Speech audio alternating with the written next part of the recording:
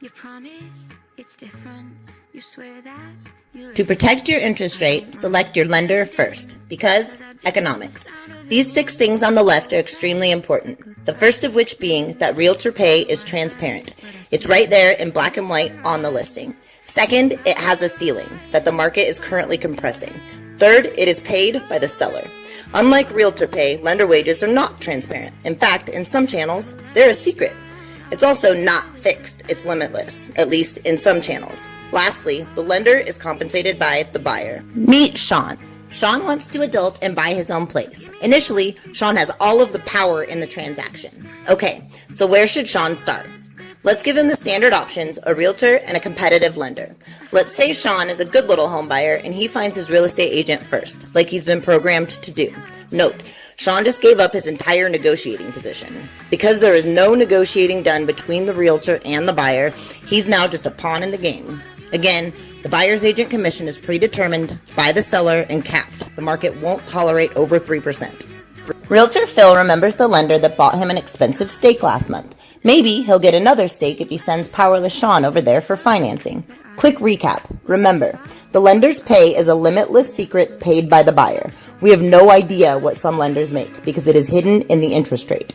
Okay, so after closing, the competitive lender is like, hey, all I had to do to get this loan was buy Phil a steak. Since Phil vouched for me, I didn't even have to compete for the business. I can probably bump that rate a bit to get some money to buy Phil another steak, and maybe some shiny marketing too to make him look really good. Then I bet he'll send me more of his buyers.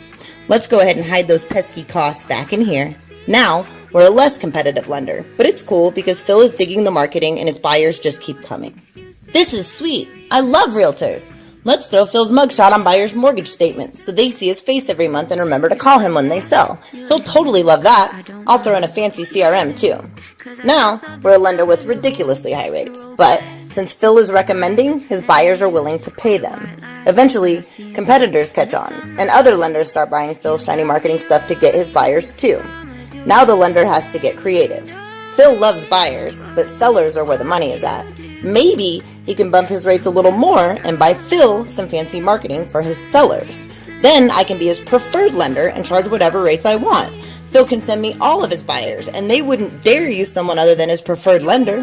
When Phil asks how the heck to get his buyers to use a lender with 3/4 of a point higher interest rate, I'll explain. The best way to comply with MSA rules regarding referrals is to make realtors memorize a script. The script could go something like, our in-house lender has great rates and fees. I think they do a really good job. However, you're not required to use our in-house lender, and I always encourage my customers to shop around. The curious sheep is this little guy.